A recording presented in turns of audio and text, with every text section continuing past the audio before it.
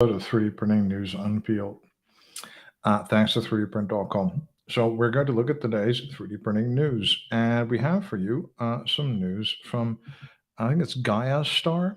It's a Berlin-based startup that is using clay, salt, and water to make single-use plastic 3D printed containers. They've made over 1 million of them already, or they sold over 1 million of them already, and now are moving to the States, and they're the first US customer for coffee cups.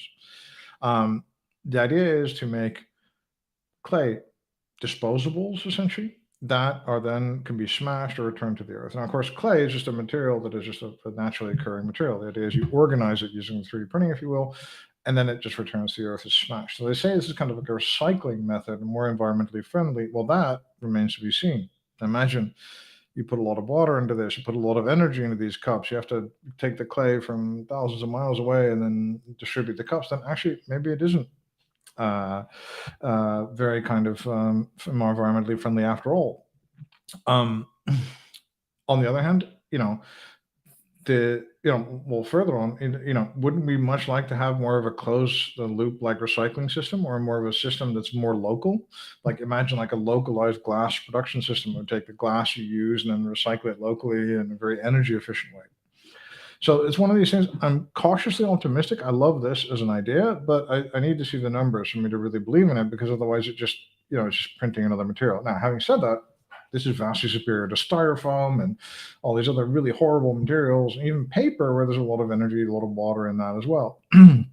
um, and it looks like these guys are targeting really high volume application, which is really good. And yeah, it's super exciting to be able to tackle these kind of high volume, low cost applications. And well, think about it. I mean, if you're going to be in a store and you have like this kind of clay, kind of pottery, kind of coffee cup, that's going to be much, much better than I think a lot of people has an experience.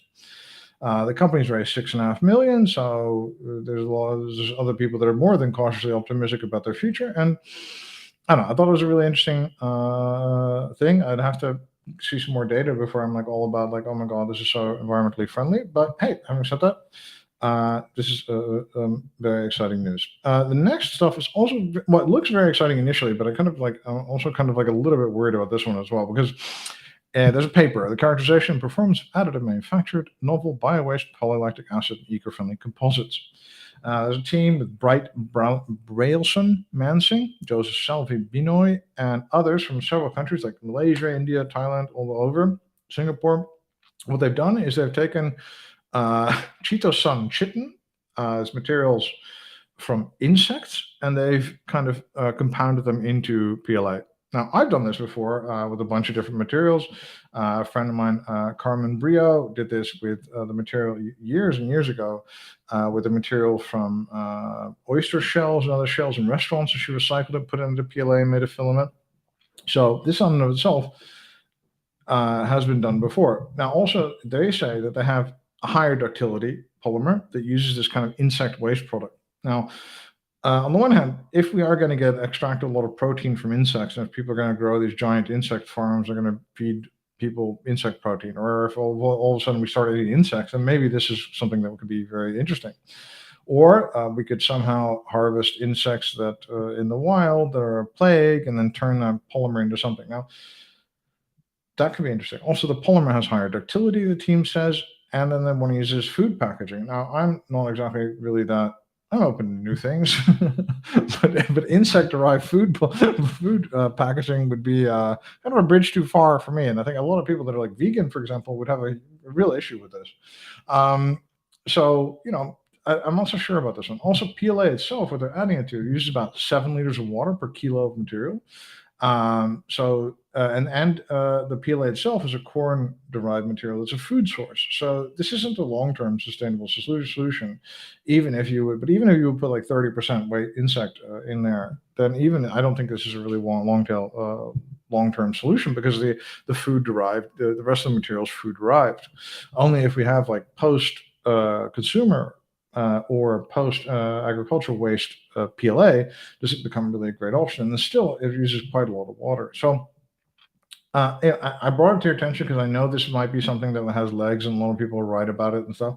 But I want us to be a little bit more skeptical about stuff like this before we all like charge ahead and say it's the best thing since sliced bread. The next thing, well, may very well be the best thing since sliced bread, or it's at least quite new. This paper, Advanced Materials Technologies by Zois, actually, Michael Tsikriteas, and the others at the University of Bath, and they're making an antimicrobial ferroelectric composite.